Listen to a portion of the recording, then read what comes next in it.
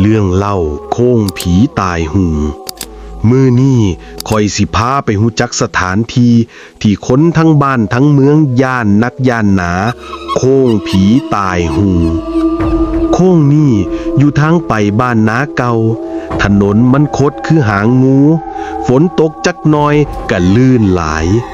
ยามมืดก็มืดอีหลีไฟถนนก็บ่มี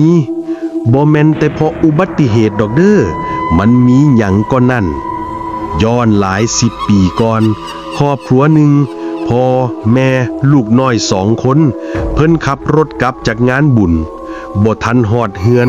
รถเสียหลักลงข้างทางชนต้นงิ้วใหญ่ตายหมดทั้ง4 ศพเลือดท่วมถนนผู้คนบ่กล้าใกล้ต้นงิ้วนั่นอีกเลยตั้งแต่นั้นมาเวลารถแล่นผ่านมือค่ำดึกมักสิได้ยินเสียงหัวของเด็กน้อยดังแว่วมาแต่พงหญ้าบางเทื่อได้ยินเสียงผู้หญิงห้องไห้โหยหวนคือเจ็บปวดเหลือใจ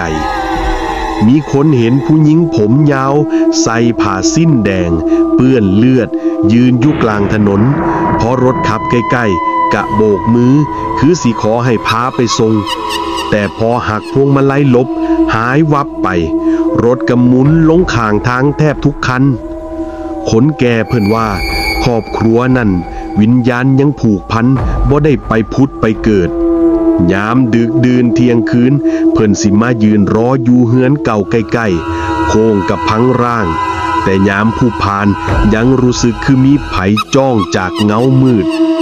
บักคำเพิ่นเคยเว้ามาเด้อคืนหนึ่งขับรถกลับจากเขตนาผ่านโค้งพุ่นเห็นเด็กน้อยโบกมืออยู่ข้างถนนเพิ่นก็เหยียบเบรกลงปรากฏว่าเด็กน้อยก้าวขึ้นมานั่งเบาะหลังเองพอหันไปเบิ่งก็บ่มีไผเหลือแต่กลิ่นดินเปียกกับกลิ่นเลือดสดๆพี่น้องถ้าเจ้าสิมีโอกาสแล่นรถผ่านโค้งผีตายหูมือดึกอย่าลืมพนมมือไหวบอกกล่าววิญญาณผู้ตายถ้าบ่คือกันแล้วเจ้าอาจสิได้ยินเสียงหัวสั้นๆดังอยู่ข้างหู